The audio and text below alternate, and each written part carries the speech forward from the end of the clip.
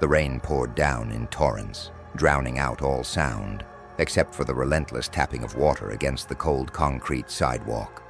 Lewis had been walking for what felt like hours, his shoes soaked through, sloshed with every step. He barely noticed. His eyes were locked straight ahead, his mind whirling with an unrelenting storm of thoughts. This wasn't how he planned his life to be.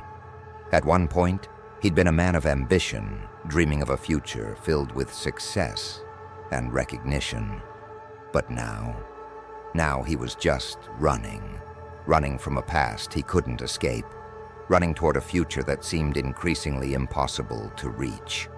It was late, far too late for anyone to be out on the streets in this part of the city. But there Lewis was, moving through the shadows, trying to make himself as invisible as possible.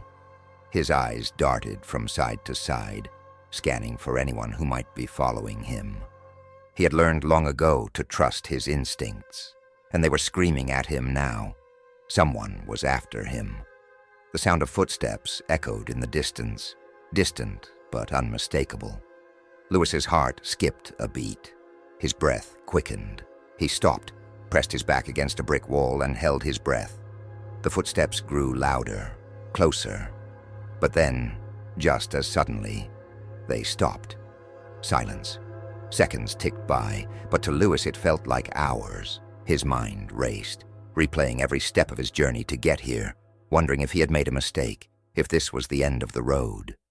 He glanced over his shoulder, but there was nothing, no one. Lewis was a man of few words, a man who kept to himself. But that didn't mean he didn't have a story. He had a past, and that past was coming back for him. In his early years, he was a brilliant young hacker, making a name for himself in the world of cybersecurity. But somewhere along the way, the line between right and wrong had blurred. He had gotten involved with the wrong people who didn't care about ethics, about what was just. One mistake. That was all it took to turn his life upside down. One contract, one seemingly innocent deal with the wrong person, and everything had changed. He thought he could handle it. He thought he could get away clean. But they had found him. And now, no matter where he went, they were always a step behind. Lewis had tried to disappear. He had severed ties with everyone he knew, cut off all communication, and left behind the life he had built. But it hadn't been enough. Whoever they were, they had found him. And they weren't going to stop until they had what they wanted. The sound of a phone vibrating in his pocket snapped him back to reality. His hand shot into his jacket, his fingers brushing against the cold metal of his old worn-out phone. The screen lit up, casting a faint glow in the dark street. One missed call, unknown number. His pulse quickened. He knew exactly who it was. He could feel the weight of their presence even now pressing down on him. The walls were closing in. He stared at the phone for a moment, his mind racing. Should he answer? What would they want this time? With a shaking hand, he tapped the screen to call the number back. It rang once, twice, and then a deep voice came through the line. The voice of a man he had tried so hard to forget. "You've been a difficult man to find, Lewis," the voice said, dripping with cold amusement. "But you know what they say, you can run, but you can't hide." Lewis swallowed hard. His throat felt dry, and for the first time in a long while, he felt fear clawing at him. "What do you want from me?" he asked, his voice barely more than a whisper.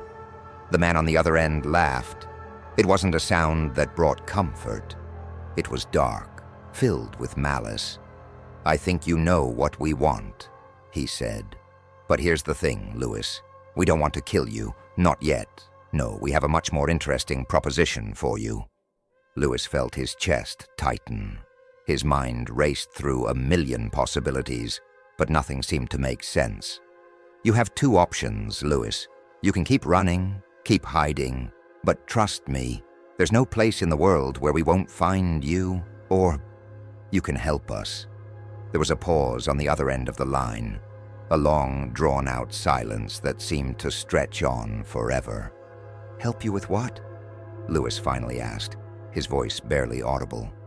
"Help us with the same thing you've been running from all this time," the voice replied, dark and dangerous. "Help us finish the job you started." Lewis clenched his fist, his teeth grinding together. The job, the contract. He had known it would come back to haunt him, but he had hoped, prayed, that he was wrong. But now, it was too late. "You have 24 hours, the voice said before the line went dead. Lewis stood frozen, the phone still pressed to his ear. The rain had stopped. The city around him was eerily quiet. He dropped the phone, letting it shatter against the ground. He had no choice now. He had to finish it. But the more he thought about it, the more the pieces didn't add up. Why had they waited this long? Why had they let him live, let him disappear? And who were these people? Really? What did they want with him? And then another thought crossed his mind, one that made his blood run cold. What if they were never after him at all? He didn't know how long he had stood there, lost in his thoughts. But when he looked up, everything felt different. The world around him had shifted. The streets were empty, but something felt wrong, like he was being watched. His gut tightened as a car pulled up in front of him. It wasn't like the others, the ones that raced by in the rain. This one moved slowly, deliberately, as if it had been waiting for him. Lewis didn't hesitate. He turned and ran. His feet pounded against the pavement, his breath coming in shallow gasps. He was faster than most, but he couldn't shake the feeling that he was being followed, that they were closing in. The car's engine roared to life, and he could hear the tires screeching as it sped after him. But he didn't dare look back. He just kept running, turning corners, ducking down alleys, weaving through the labyrinth of streets like a man possessed. His heart was a drumbeat in his chest, a constant reminder that time was running out. He rounded a corner, and there it was, a dead end. His lungs burned, and his legs felt like they would give out beneath him. And then he heard it, the sound of footsteps, closer now. Lewis spun around, ready to face whatever awaited him. But as he did, the figure stepped out of the shadows, a tall, shadowed figure wearing a black hoodie. For a moment, neither of them spoke. The silence stretched, thick and suffocating. Then the figure's voice broke through the tension. "You really think you can outrun your past, Lewis?" Lewis froze. The voice. It was the same voice from the phone call. But this time it wasn't a stranger. It was someone he knew, someone he had trusted. And now, in the cold, dimly lit alleyway. And now, in the cold, dimly lit alleyway, the truth finally hit him, like a punch to the gut.